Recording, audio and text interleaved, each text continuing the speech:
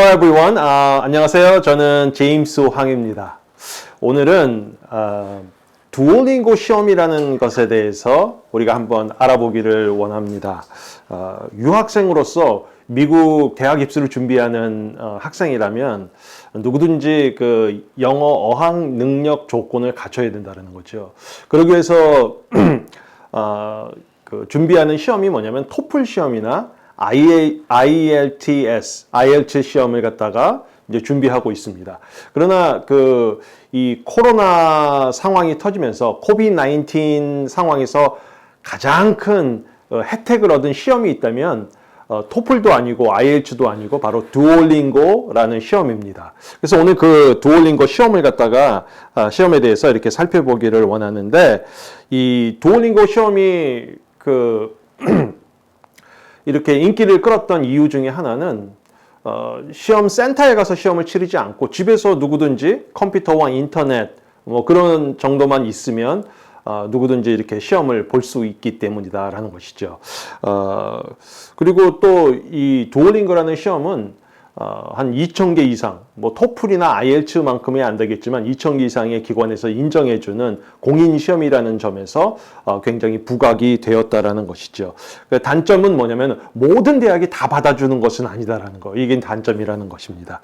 그래서 오늘 그 시험에 대해서 이렇게 한번 같이 한번 생각을 해볼 텐데, 이 특징을 한번, 특히 장점에 대해서 한번 생각을 해보도록 하겠습니다. 장점은 시험 시간이 짧다라는 겁니다. 그러니까 토플은 일단 3시간 이상 되는 아주 긴 시간 동안 치러야 하는 시험인 면에 반해서 이 두올링고 시험은 45분이면 시험을 볼 수 있으니까 굉장히 시간이 짧은 시간에 볼 수 있다라는 거. 그 다음에 비용도 토플 같은 경우는 225불, 뭐 IELTS 시험도 뭐 26만 원 이상 되는 시험이니까 굉장히 비싼데, 이 시험 비용은 두올링고 시험 비용은 49불로 굉장히 저렴합니다.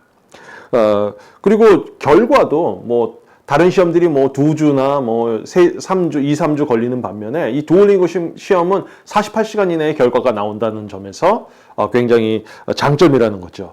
그리고 또 추가로 성적을 보낼 때도 뭐 토플 같은 경우는 학교당 20불씩 이렇게 돈을 내야 되지만 두올링고 시험은 뭐 무제한으로 무료라는 것, 그것이 장점이라는 것입니다. 그러니까 토플에 이제 그 토플 시험과 두올링고 시험의 점수 환산이 어떻게 되냐면, 점수 환산은 이렇게 됩니다. 한번 차트를 보시면은, 그러니까 두올링고 한 100점 정도가 미국 대학교에 한 79점 정도, 그 정도 된다라고 이렇게 생각을 하시면 됩니다. 그리고 105점 이상 되면 이제 80점 이상, 80점에서 85점 그 사이가 된다라는 것이죠. 그래서 미국 대학교에서 이제 주로 뭐 주립제 정도에서 요구하는 거는 한 뭐 105점 정도를 이렇게 요구하고 있고, 그 다음에 이제 좀 상위권 대학교에서 토플 100점 이상을 요구하는 곳에서는 뭐 125점에서 130점 그 정도를 요구하고 있다라는 겁니다. 그래서 이런 환산을 통해서 내 실력이 지금 어느 정도이고 대학교에서 요구하는 것이 어느 정도인지를 좀 이렇게 살펴보고 시험을 준비하면 좋다라는 생각이 듭니다. 그다음에 이제 그 다음은 이제 시험을 치르고 난 다음에 이제 나오는 성적표예요. 잘 안 보이실 수도 있는데 이제 총점이 나오고 각 이제 내 분야에 대한 섹션별 점수가 이렇게 나오게 됩니다. 그래서 이 섹션별 점수를 종합해서 평균을 낸 점수가 이제 종합 점수가 되겠죠. 이런 결과지를 받게끔 되고, 또 장점은 결과지를 한국어로도 받을 수 있다는 거. 이건 굉장히 큰 장점이라고 이렇게 말씀드릴 수가 있습니다. 이제 간단하게 제가 그 시험 유형에 대해서, 도대체 그럼 두올링고가 어떤 시험인지에 대해서 이제 좀 같이 말씀을 드리고자 합니다. 시험 유형의 첫 번째는 뭐냐면은 단어 선택하는 겁니다. 그러니까 눈으로 단어를 보고 그 단어가 영어 사전에 들어있는 단어인지를 이제 선택하는 그런 단어입니다. 이 유형의 문제가 토플이나 IELTS에서는 볼 수 없었던 특이한 형태의 시험 유형이라고 말씀드릴 수 있습니다.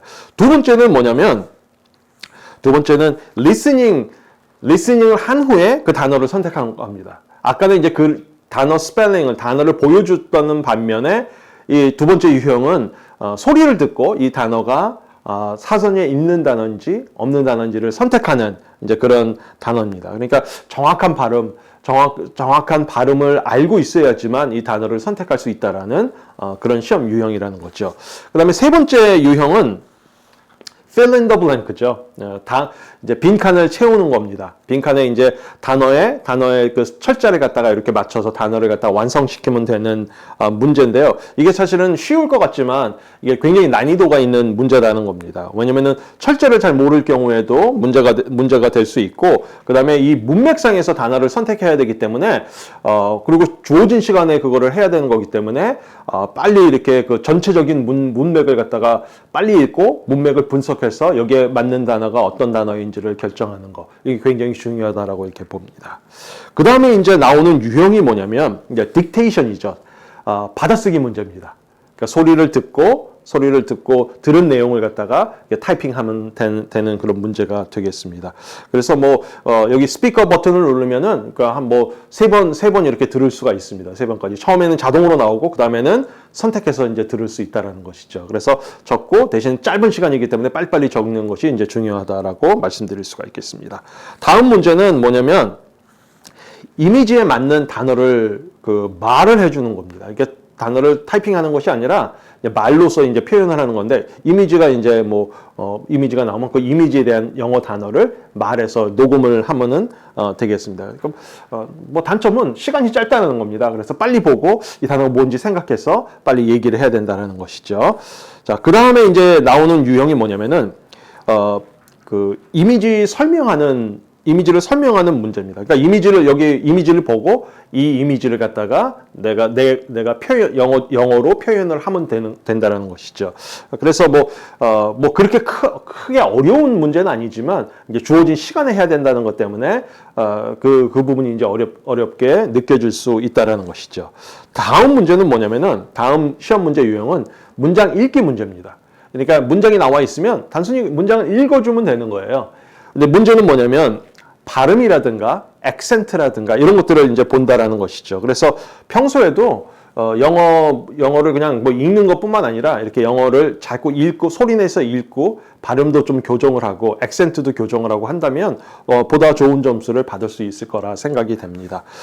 다음 문제는 뭐냐면은 short essay 문제죠. 아주 짧은 에세이를 쓰는 겁니다. 주어진 단어가 50단어가 주어지는데 50단어 안에서 그 질문에 대한 답을 갖다가 해주면 되는 거죠. 그러니까 짧은 에세이라고 생각해 주시면 될 것 같고, 그렇지만 이거 50단어인데 얼마 되지 않지 않냐. 그렇지만 50단어를 쓰는 것도 사실은 그 50단어가 적은 단어가 아니다라는 거를 이렇게 염두해 주시면 좋을 것 같습니다. 그 다음에 이제, 그 다음 나오는 유형이 뭐냐면은 이제는 스피킹 문제죠. 주제가 이제 랜덤리 이렇게 제시가 되면은 그 주제에 대해서 내 의견을 갖다가 얘기하면 되는 것이죠. 그래서 1분에서 3분간 이렇게 얘기해야 되는데, 이제 여기 주의할 점이 너무 짧게 얘기하면 안 된다는 거죠. 그래서 주어진 3분까지의 시간이 있으니까 충분하게 시간을 활용하는 거. 그렇지만 시간을 초과해서는 안 된다는 거죠. 또 하나는 발음이라든가 억양이라든가 이런 액센트 같은 거, 이런 것들은 이제 조심해야 되고, 충분히 자기가 가지고 있는 생각을 논리적으로 표현하는 것, 이것도 굉장히 중요하다라고 생각이 됩니다. 그래서 짧지만 아주 내 실력을 충분히 발휘해야지만 되는 시험이 바로 이 두올링고 시험이라고 말씀드릴 수가 있습니다. 정리를 해보자면 이런 거죠. 두올링고 시험은 정말 혁신적인 시험이었습니다. 혁신적인 시험이었고, 새로운 문제 유형들도 많이 도입이 되었고, 그래서 다방면의 영어 능력을 갖다가 평가할 수 있는 그런 시험이지요. 그리고 많은 학생들이 좋은 점수를 또 받기도 했습니다. 그러나 중요한 것은 고득점을 하기 위해서는 철저한 준비가 필요하다는 것이죠. 문제 유형들을 잘 분석하고 또 단어라든가 발음이라든가 말하는 거라든가 글 쓰는 거, 이런 것들을 평소에 꾸준하게 연습하고 노력한다면 누구라도 이렇게 좋은 점수를 받을 수 있을 거라 생각이 됩니다. 오늘은 여기까지입니다.